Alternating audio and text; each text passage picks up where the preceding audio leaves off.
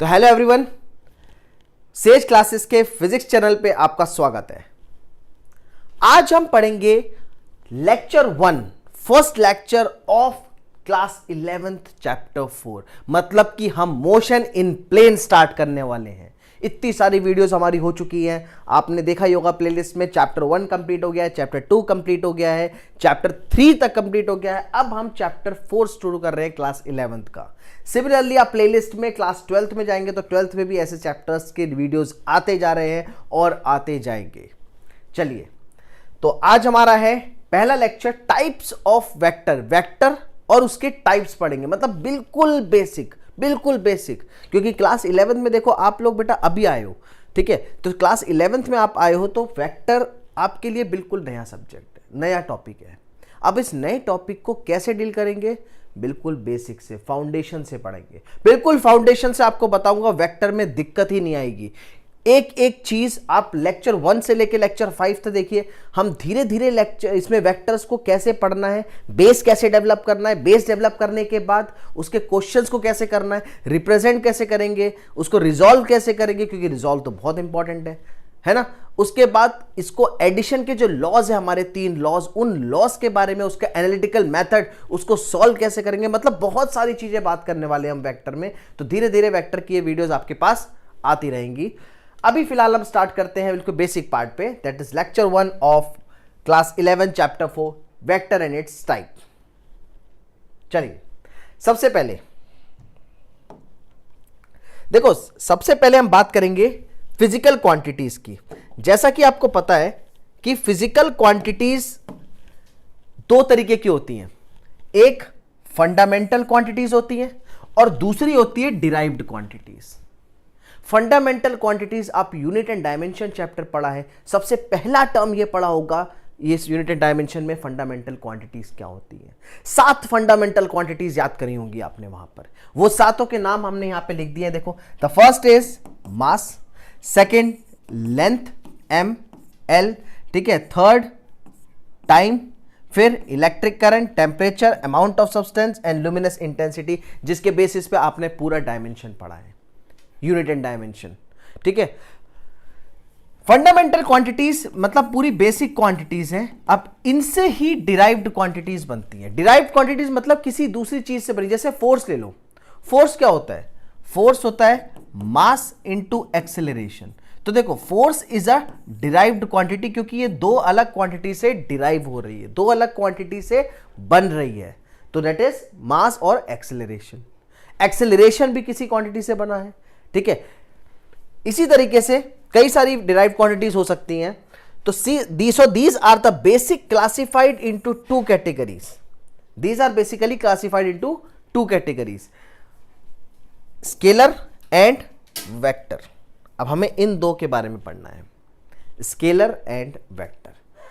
हो सकता है क्लास 9th और क्लास 10th में आपने ये वर्ड सुना होगा कि भाई आप ये क्वांटिटी है स्केलर। स्केलर में क्या होता है, जो क्लास 9-10 के बच्चों को पता होता है वो ये होता है कि स्केलर जिसमें खाली मैग्नीट्यूड है, वेक्टर जिसमें मैग्नीट्यूड भी है और डायरेक्शन भी है।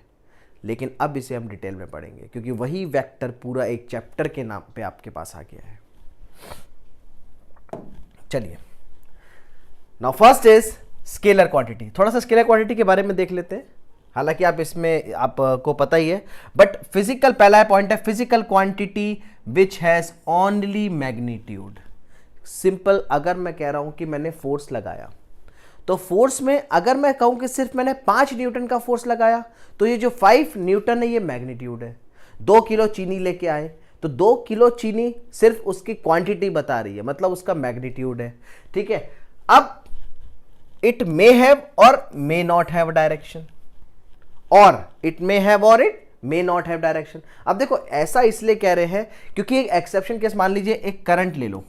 अब करंट का तो भैया मैग्नीट्यूड भी होता है और डायरेक्शन भी होता है। करंट का तो मैग्नीट्यूड भी है और डायरेक्शन भी है। Although current has a magnitude and direction, but it is a scalar quantity, ठीक है। तो इसीलिए मैंने ये वर्ड यूज किया है, और may not have direction, because current तो एक स्केलर क्वांटिटी है, ठीक है ना। तो इसीलिए मैंने ये वर्ड और इसमें ऐड किया है, और मे नॉट हैव डायरेक्शन। चलिए, ये तो था हमारा फर्स्ट पॉइंट। सेकंड पॉइंट देख लेते हैं, they follow scalar addition. Scalar addition, ये अभी आप इसका प्रोसेस पढ़ोगे, ये तो नॉर्मली एडिशन हो जाते हैं, ठीक है। नॉर्मली जैसे आपके फोर्स ऐड हो रही है, 5 + 5 न्यूटन हो गई आपके 10 न्यूटन, तो स्केलर एडिशन फॉलो करते हैं। खाली मैग्नीट्यूड को हमें जोड़ना होता है, इसमें कोई अलग से लॉ नहीं पढ़ना हमें। क्लियर। थर्ड एग्जाम्पल ले लेते हैं, टाइम, स्पीड, मास, टेम्परेचर, इलेक्ट्रिक करंट, ये सारे इसके एग्जाम्पल हैं स्केलर क्वांटिटी के, ठीक है। ये सारे इसके एग्जाम्पल हैं स्केलर क्वांटिटी के। अब दूसरी क्वांटिटी हम पढ़ेंगे वेक्टर क्वांटिटी। देखो वेक्टर क्वांटिटी, अब स्केलर का मतलब समझ में आ गया कि भाई मैग्नीट्यूड और डायरेक्शन में से एक चीज होती है, आपका मैग्नीट्यूड होता है, डायरेक्शन नहीं होती, या फिर डायरेक्शन हो सकती है, तो वो स्केलर क्वांटिटी है। अब जो मेन पार्ट हमारा स्टार्ट हो रहा है, ये है वेक्टर क्वांटिटी का। यहां से हमारा मेन प्रोसेस स्टार्ट हो गया। अब यहां से आपको बहुत ध्यान से समझना है। सबसे पहली चीज, बोथ मैग्नीट्यूड एंड डायरेक्शन। ये तो बिल्कुल बेसिक बात है कि हमारे पास दोनों होना चाहिए, मैग्नीट्यूड भी और डायरेक्शन भी, तभी वो क्वांटिटी वेक्टर क्वांटिटी होगी। ये बात आप पहले से पता है आपको, क्योंकि 9th 10th के हम फिजिक्स में कंसेप्ट में ये ऑलरेडी पढ़ चुके होते हैं। नहीं पता है तो समझ लो, जिस क्वांटिटी में मैग्नीट्यूड और डायरेक्शन दोनों हैं उसे हम बोलेंगे वेक्टर क्वांटिटी। क्या बोलेंगे? Vector quantity. दूसरी quantity, they follow vector law of addition. अब देखो हमारे लेक्चर नंबर 2 में ये आएगा, लेक्चर नंबर 2 में ये आएगा, they follow vector law of addition. मतलब हमें लॉ ऑफ वेक्टर एडिशन पढ़ने हैं। 3 अलग अलग लॉ होते हैं, इसके 3 अलग अलग लॉ हैं। पहला ट्रायंगल लॉ, दूसरा पैरेललोग्राम लॉ और तीसरा पॉलीगन लॉ, ठीक है। 3 अलग अलग लॉ हमें यहां पे पढ़ने हैं। ये लेक्चर नंबर 2 बहुत इंपॉर्टेंट जाएगा, आपका ध्यान रखना। एग्जाम्पल ले लेते हैं, डिस्प्लेसमेंट, वेलोसिटी, फोर्स, मोमेंटम, ठीक है। ये इसके सारे बेसिक एग्जाम्पल्स हैं। होप आपको ये बेसिक चीजें समझ में आ रही होंगी। देखने में ऐसा लग रहा होगा कि बहुत आसान है, लेकिन देखो कोई भी मुश्किल चीज शुरू करने में स्टार्टिंग जो उसकी बेसिक्स होती है वो देखने में आसान लगती है, बट वो समझना जरूरी होता है। नेक्स्ट, चलिए आ गया हमारा मेन चीज, representation of vectors. It is represented by straight line with an arrow. धनुष होता है ना, तीर वाला, धनुष के जो तीर होता है उसी को लगा दो यहां पर। मतलब कुछ अगर हम शेप ले लेते हैं स्केल से, थोड़ा लाइन, लेकिन यार यहां पे स्केल तो है नहीं। अरे वाह, मिल गया। ये देखो, सॉरी,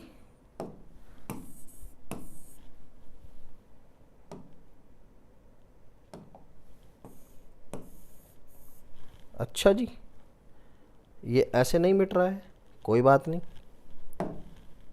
अब तो मिट जाएगा। चलिए शेप ले लेते हैं। तो रिप्रेजेंटेड विद एन एरो, तो basically this is a representation of a vector.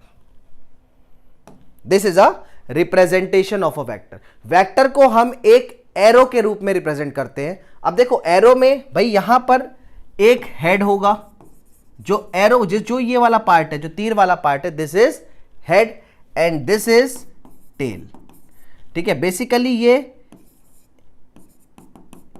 Initial point को रिप्रेजेंट कर रहा है और ये फाइनल पॉइंट को रिप्रेजेंट कर रहा है, हेड से टेल तक। ये है वेक्टर।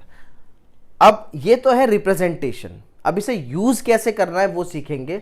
इसमें जो इसकी लेंथ है, जैसे मान लो एक ओरिजिन पार्ट है, अब इस ओरिजिन पार्ट से ये डिस्टेंस अलग है, ये डिस्टेंस अलग है, ये डिस्टेंस अलग है, तो इसका अलग अलग ये जो डिस्टेंस मेजर कर रहे हैं, this is a different length. मान लो ये 2 मीटर, 4 मीटर, 6 मीटर, तो यहां पे ये जो डिस्टेंस मेजर कर रहे हैं, जब हम इसे वेक्टर में रिप्रेजेंट करेंगे तो यही चीज आपकी क्या होगी, लेंथ जो है वो उसके मैग्नीट्यूड को डिफाइन करती है। लेंथ उसके मैग्नीट्यूड को डिफाइन करती है। That means the length of arrow gives a magnitude, ठीक है। Second is a proper representation. मान लेते हैं कि ये ए है, ए वेक्टर है, तो ए वेक्टर जो होगा ये इंपॉर्टेंट है, इसको ध्यान देना, ये बहुत इंपॉर्टेंट है, वेरी इंपॉर्टेंट पार्ट। ए वेक्टर जो होगा वो mod of A vector into A cap होगा। ये इंपॉर्टेंट पार्ट है। ए वेक्टर जो होगा that will be the mod of A vector into A cap. Mod मतलब मैग्नीट्यूड, मॉड मतलब मैग्नीट्यूड, और ये जो ए कैप है this is a unit vector. अभी हम इसको आगे पढ़ेंगे कि यूनिट वेक्टर क्या होता है, ठीक है। This is basically for direction, this is basically for direction. तो देखो आगे ना, मैग्नीट्यूड प्लस डायरेक्शन क्या दे रहा है हमें, vector quantity. Magnitude plus direction हमें क्या दे रहा है, वेक्टर क्वांटिटी।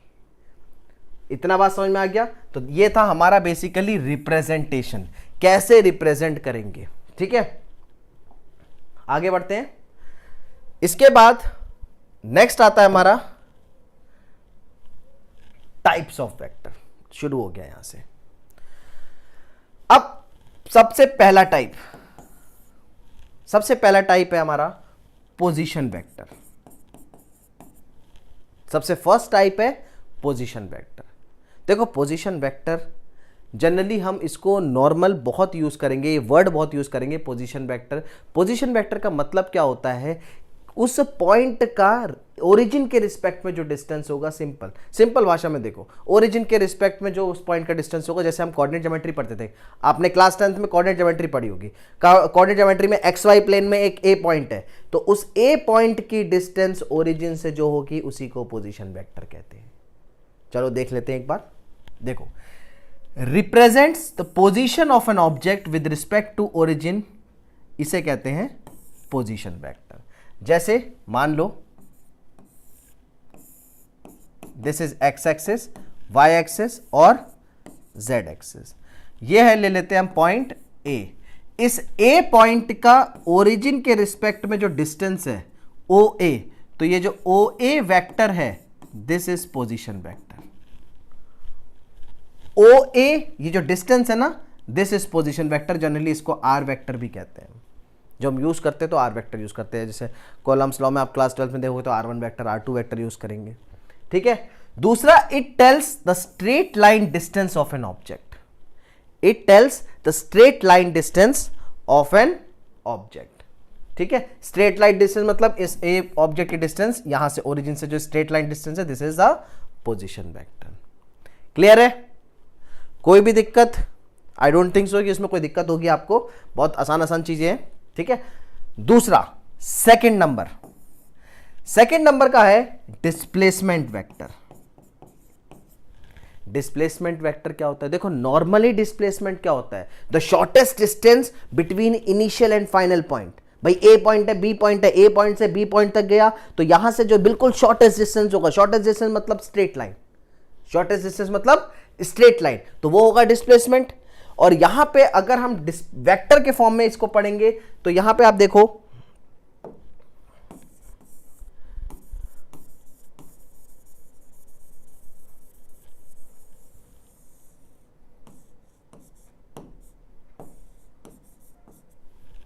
देखो ये ए पॉइंट है, ठीक है। इसी में हम एक काम करते हैं,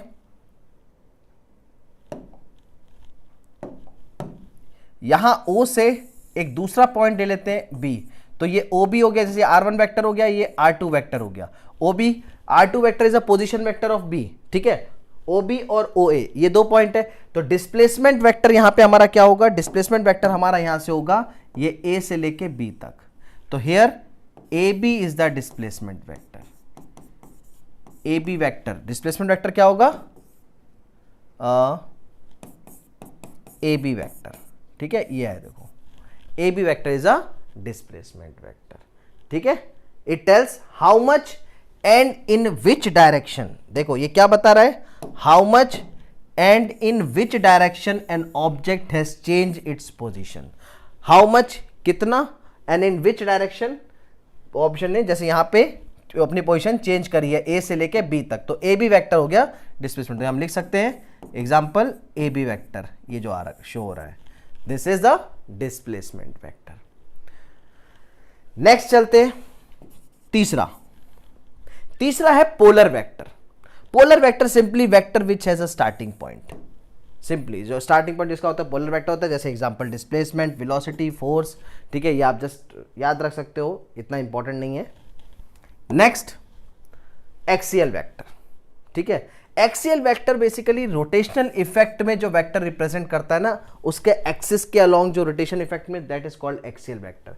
vector which represents the rotational effect and act along the axis of rotation. जैसे मान लो ये एक प्लेन है, ठीक है, इसके एक्सिस के अलोंग जो ये वेक्टर होगा, this will be axial vector.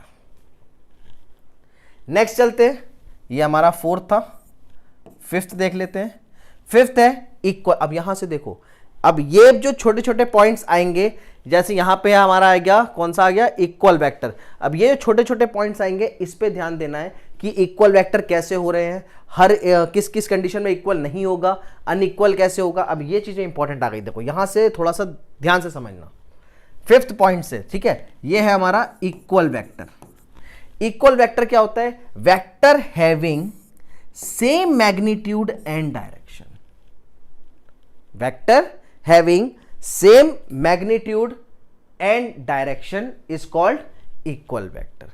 अब इसका एग्जाम्पल देखो, जैसे फॉर एग्जाम्पल ये मैंने दो वेक्टर बनाए,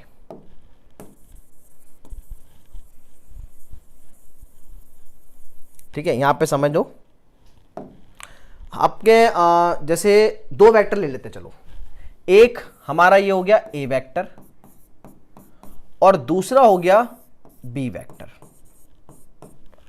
ठीक है। दो डायरेक्शन लिए मैंने, ए वेक्टर और बी वेक्टर। अब ए वेक्टर और बी वेक्टर में देखो, दोनों का मैग्नीट्यूड सेम है, दोनों एक ही डायरेक्शन में जा रहे हैं, तो भाई ये होगा हमारा इक्वल वेक्टर, ये हमारा इक्वल वेक्टर होगा, ठीक है। अब यहीं पे हम एक काम करते हैं, इसी को अगर हम लिख ले, भाई ये ए वेक्टर है और ये बी वेक्टर है, तो क्या ये इक्वल वेक्टर होगा? आप खुद देखो, क्या ये इक्वल वेक्टर होगा? मैग्नीट्यूड तो सेम है, ठीक है, लेंथ ऑफ एरो दोनों की सेम आ रही है, बट क्या डायरेक्शन सेम है? नहीं, डायरेक्शन सेम नहीं है। और अगर डायरेक्शन सेम नहीं होगा तो ये इक्वल वेक्टर कैसे होगा? क्योंकि इक्वल वेक्टर की कंडीशन क्या कहती है? Same magnitude and direction. कितना आसान है समझना। अच्छा, एक और एग्जांपल ले लेते तो दूसरा वाला हमारा नहीं होगा, ठीक है। इसमें एक काम करते, एक और एग्जांपल ले लेते, मैग्नीट्यूड सेम रखते हैं और कुछ इस तरीका ले लेते हैं, जैसे एक पी वेक्टर, मान लो ये पी वेक्टर है और ये क्यू वेक्टर है, ठीक है। पी वेक्टर का मैग्नीट्यूड भी 5 न्यूटन है और क्यू वेक्टर का मैग्नीट्यूड भी 5 न्यूटन है, बट क्या इसकी डायरेक्शन सेम है? नहीं, तो ये भी हमारा इक्वल वेक्टर नहीं होगा। बात समझ में आई? ये भी इक्वल वेक्टर नहीं होगा। क्लियर? अब देखो, नेक्स्ट आता है हमारा नेगेटिव। नेक्स्ट आता है सिक्स्थ वाला, नेगेटिव और अपोजिट। नेगेटिव वेक्टर और अपोजिट, इसमें मैग्नीट्यूड तो सेम होगा बट अपोजिट डायरेक्शन होंगे। मैग्नीट्यूड सेम होगा, डायरेक्शन अपोजिट होंगे। जैसे फॉर एग्जांपल ये देखो, मैग्नीट्यूड सेम है लेकिन डायरेक्शन अपोजिट होगा। This is P vector, this is Q vector, magnitude same है, डायरेक्शन अपोजिट है, तो ये इक्वल वेक्टर, वो नेगेटिव वेक्टर होगा। बहुत सिंपल सी बात है, ये नेगेटिव वेक्टर होगा, ठीक है। हाँ, मान लो एक वेक्टर ये है और दूसरा वेक्टर ये है। अब इसमें देखो दोनों का मैग्नीट्यूड अलग अलग है, लेंथ ऑफ एरो से पता लग रहा है, तो ऐसे केस में नहीं होगा। ध्यान रखना, छोटी छोटी बातें ध्यान रखनी पड़ेंगी। कंसेप्ट को बिल्कुल बेसिक से स्ट्रॉन्ग करना है तो छोटी छोटी चीज़ों पे ध्यान रखना पड़ेगा, ठीक है। चलो, थके तो नहीं हो? थकना मत, आपको तो दुख में बैठ के सुनना ही है। नेगेटिव वेक्टर हो गया 6। 7th करते हैं हम। 7th है हमारा को इनिशियल वेक्टर। वर्ड में ही मतलब आ रहा है को इनिशियल, मतलब जिसका इनिशियल पॉइंट सेम होना चाहिए। देखो, 2 और more vector has same initial point.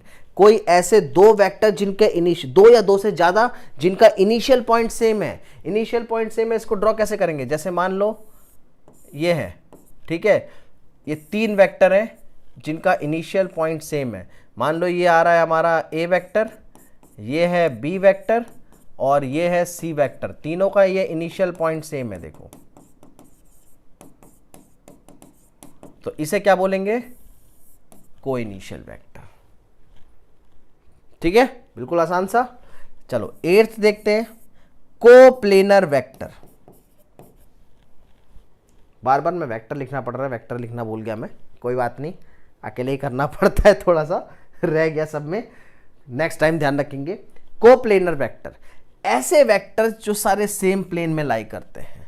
ठीक है, इसको देख लेते हैं। ऐसे वेक्टर्स जो सारे सेम प्लेन में लाई करते हैं, मान लो ये एक सिंपल प्लेन है, एक्स वाई प्लेन ले लो या वाई जेड प्लेन ले लो, तो ये वेक्टर हो गया, ये वेक्टर हो गया, ये वेक्टर हो गया, ठीक है, ये वेक्टर हो गया, ये वेक्टर हो गया। सारे वेक्टर जो सेम प्लेन में लाई कर रहे हैं वो सब क्या हो गए? Coplanar vector. नेक्स्ट आता है हमारा को टर्मिनस वेक्टर। को टर्मिनस वेक्टर एक ऐसा वेक्टर है जिसका टर्मिनल पॉइंट कॉमन हो जाता है। टर्मिनल पॉइंट कॉमन होने का मतलब, जैसे ये 5 न्यूटन, ये 3 न्यूटन, ये 2 न्यूटन, ठीक है, ये 5 न्यूटन फोर्स, 3 न्यूटन और 2 न्यूटन, तीनों को हम एक ही टर्मिनल पॉइंट पे आके जुड़ गया उसका हेड, तो वो क्या हो गया? Terminal point. तो ऐसा इसको क्या बोलते हैं? को टर्मिनस वेक्टर। ये इतने छोटे छोटे पार्ट हैं इसमें, मतलब ज़्यादा इंपॉर्टेंट नहीं है, लेकिन फिर भी आपको पता होना चाहिए। हाँ, जो इंपॉर्टेंट होंगे वो मैं आपको बताऊंगा। तो लास्ट हमने पढ़ा था, कौन सा था ये? नाइन्थ टाइप का पढ़ा था। अब 10th पढ़ते हैं। 10th collinear vector. Collinear word कहाँ पढ़ा है? कुछ तो याद आएगा। कोलिनियर वेक्टर हमने कहाँ पढ़ा है? कोलिनियर वेक्टर पढ़ा है हमने क्लास 10th में, चैप्टर 7 में, कोऑर्डिनेट ज्योमेट्री में कोलिनियर पॉइंट्स पढ़ा था। याद आ गया? Collinear points. तो उस कोलिनियर पॉइंट में आपने कहा था कि पॉइंट्स जो हैं वो सेम स्ट्रेट लाइन में लाई करते हैं। A B plus B C is equal to A B distance होगी, तभी पॉइंट्स कोलिनियर होते हैं। या फिर अगर उसके तीसरा हम जाएंगे लास्ट एक्सरसाइज में, एरिया ऑफ ट्राइंगल निकालेंगे, तो एरिया ऑफ ट्राइंगल उसमें 0 आएगा। 7.3 शायद आपकी डिलीट हो गई हो या फिर आपने पढ़ी होगी। तो 7.3 में जब हमने क्वेश्चन निकाला था, कोलिनियर पॉइंट्स में एरिया नहीं बनता है, तभी स्ट्रेट लाइन में लाई करते हैं, एरिया 0 आता है। तो कोलिनियर पॉइंट्स जैसे पढ़ा था वैसे कोलिनियर वेक्टर भी होता है। ठीक है, vector which act along same line. Vector which act along same line is called collinear vector. अच्छा, कोलिनियर वेक्टर 2 तरीके के होते हैं, पैरेलल हो सकते हैं या एंटी पैरेलल, लाइक या अनलाइक हो सकते हैं। उन दोनों का एग्जांपल देख लेते हैं। पैरेलल या लाइक वेक्टर। देखो, पैरेलल वेक्टर या लाइक वेक्टर का एग्जांपल है इस तरीके से। मान लो यह है ए वेक्टर, ठीक है। अब इस ए वेक्टर में यहां पे एक और वेक्टर और जोड़ देते हैं, ये हो गया बी वेक्टर। ये ए वेक्टर, ये दोनों पैरेलल वेक्टर है, दोनों लाइक वेक्टर होंगे, ठीक है। और ये ए वेक्टर है स्ट्रेट लाइन में, सेम लाइन में बी वेक्टर, ठीक है। दोनों ये कोलिनियर वेक्टर में भी आते हैं और ये पैरेलल भी हो गए। ध्यान रहे, पैरेलल वेक्टर के केस में एंगल थीटा जो होगा वो 0 डिग्री होगा। इस बात का ध्यान रहे, पैरेलल वेक्टर के केस में थीटा कितना होगा? 0 डिग्री होगा। चलो नेक्स्ट देख लेते हैं, एंटी पैरेलल और अनलाइक वेक्टर। भाई एंटी पैरेलल का मतलब सीधे सीधे समझ जाओ, एक वेक्टर, अच्छा इसको ले लेते हैं, 1 मिनट।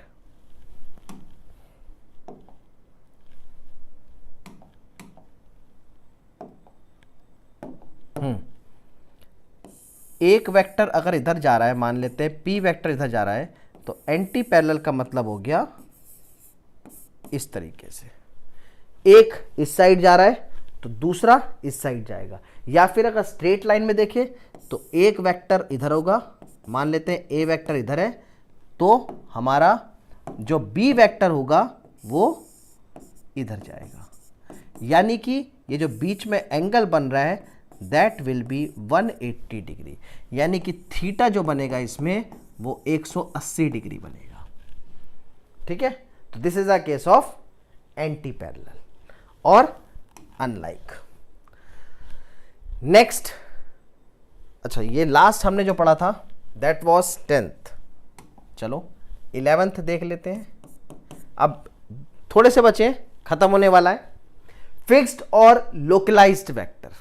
देखो फिक्स्ड वेक्टर कौन से होते हैं? जिसका इनिशियल पॉइंट फिक्स होता है। ठीक है, जैसे position vector of a particle as its initial point lies at the origin. 3-4 particle है, 3-4 पार्टिकल का पोजीशन वेक्टर लोगे, सबके सब पोजीशन जो है ओरिजिन के रिस्पेक्ट में डिफाइन करेंगे, तो क्या हो गए? फिक्स्ड और लोकलाइज्ड वेक्टर। और अगर नहीं है, नॉट फिक्स्ड, इसका मतलब अगला वाला कौन सा हो गया? फ्री और नॉन लोकलाइज्ड वेक्टर। सिंपल सी बात है यार, इतना टेंशन क्यों लेना है? ये देखो पोजीशन वेक्टर डिफाइन करा, ये ए वेक्टर हो गया, ये बी वेक्टर हो गया, ये सी वेक्टर हो गया, तो भैया सबका सब तो ओरिजिन पे आ रहा है। तो ओरिजिन पे आ रहा है तो क्या हो गया? ये फिक्स्ड वेक्टर और लोकलाइज्ड वेक्टर। चलिए टेंशन नहीं लेते हैं। नेक्स्ट, अच्छा ये आ गया इंपॉर्टेंट। अरे वाह, ये क्या हो गया? ये तो जादू हो गया। 13th, जीरो और नल वेक्टर। जीरो मतलब जीरो मैग्नीट्यूड, खत्म कहानी। जीरो वेक्टर मतलब वेक्टर दैट है zero magnitude and any direction और आर्बिट्रेरी डायरेक्शन। वो वर्ड समझ नहीं आता इसलिए मैंने पहले लिख दिया एनी डायरेक्शन। ठीक है, कई लोग बोलते हैं ये क्या बोल दिया भैया।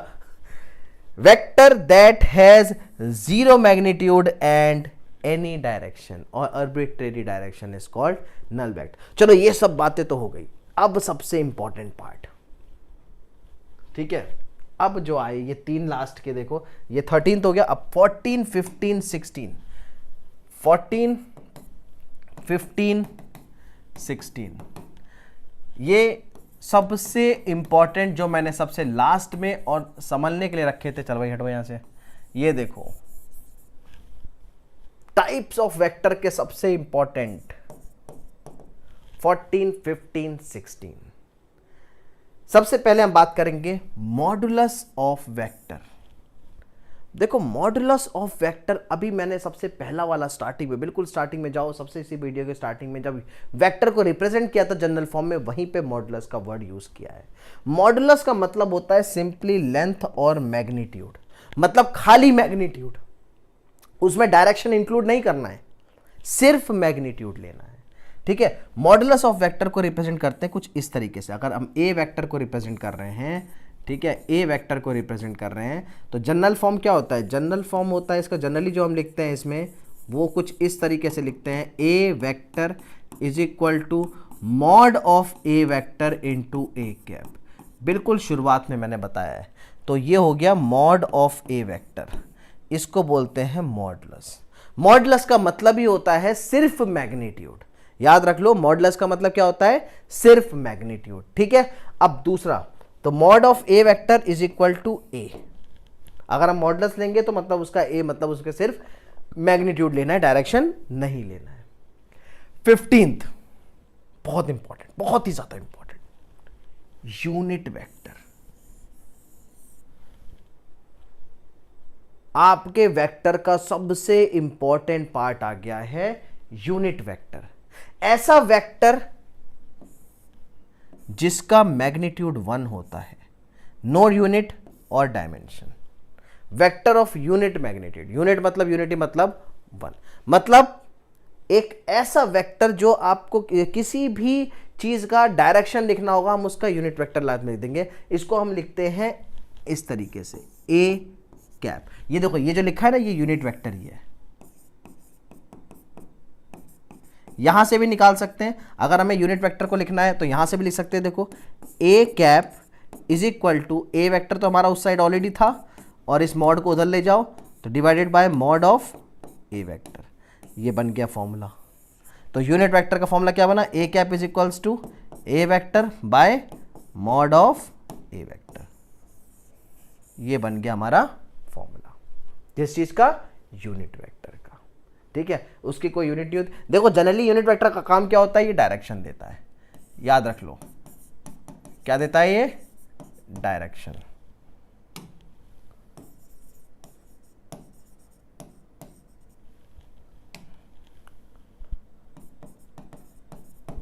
डायरेक्शन देता है। कहीं पे भी डायरेक्शन डालना यूनिट वेक्टर डाल दो। कैसे डालेंगे अभी हम करेंगे तब बताएंगे। लास्ट है ऑर्थोगोनल यूनिट वेक्टर। चलो यहीं समझा देते हैं आपको ऑर्थोगोनल यूनिट वेक्टर, आपका भी दिक्कत खत्म हो जाएगी। ठीक है, ऑर्थोगोनल यूनिट वेक्टर होता क्या है? These are three unit vectors which are represented by the direction of x, y, z axis respectively। अंग्रेजी छोड़ो यहां से, सीधे समझो x, y एक्सिस के अलोंग एक यूनिट वेक्टर होता है, y एक्सिस के अलोंग एक यूनिट वेक्टर होता है, z एक्सिस के अलोंग एक यूनिट वेक्टर होता है, जिसको हम रिप्रेजेंट करते हैं i, j, k से। जो x एक्सिस के अलोंग रिप्रेजेंट करेंगे वो होगा i कैप। ठीक है, तो इसको हम देखो, इसी ऑर्थोगोनल यूनिट वेक्टर को हम सीधे सीधे इस तरीके से शो कर सकते हैं, जैसे ये हो गया हमारा x एक्सिस, ये हो गया y एक्सिस, ये हो गया z एक्सिस। ठीक है, तो इसमें x एक्सिस के अलोंग जो यूनिट वेक्टर होगा वो होगा i कैप, y एक्सिस के अलोंग यूनिट वेक्टर जो होगा वो होगा j कैप, और z एक्सिस के अलोंग जो यूनिट वेक्टर होगा वो होगा k कैप। लेकिन ये देखना है ऑर्थोगोनल यूनिट वेक्टर में i कैप का mod is equal to j cap का mod is equal to k cap का मॉड इज इक्वल टू 1।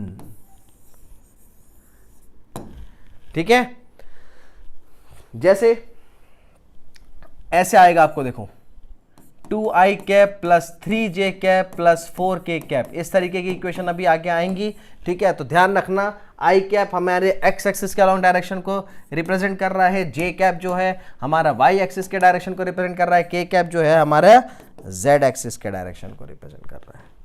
ठीक है, तो इस तरीके से अभी क्वेश्चन करेंगे। ये तो मैंने पहला लेक्चर है, पहले लेक्चर में हमने सिर्फ वेक्टर के बारे में बताया है। अब दूसरे लेक्चर में हम इसको रिप्रेजेंट करना तो ऑलरेडी सीख चुके हैं, रिजॉल्व करना सीखेंगे, रिजॉल्व करना सीखेंगे। और सबसे इंपॉर्टेंट, रिजॉल्व से भी इंपॉर्टेंट, सबसे पहले वेक्टर लॉ ऑफ एडिशन पढ़ेंगे लेक्चर 2 में। लेक्चर 2 में वेक्टर लॉ ऑफ एडिशन में देखेंगे कि कैसे हम वेक्टर्स को ऐड कर सकते हैं। ठीक है, ये आपका बहुत इंपॉर्टेंट पार्ट है।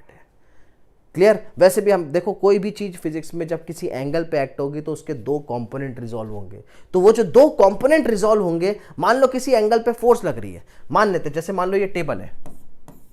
ठीक है, इस टेबल पे अगर आप इस तरीके से 5 न्यूटन या 10 न्यूटन की फोर्स लगा रहे हो, तो इसको हम इसमें दो कंपोनेंट ब्रेक करेंगे, एक हॉरिजॉन्टल कंपोनेंट और एक वर्टिकल कंपोनेंट।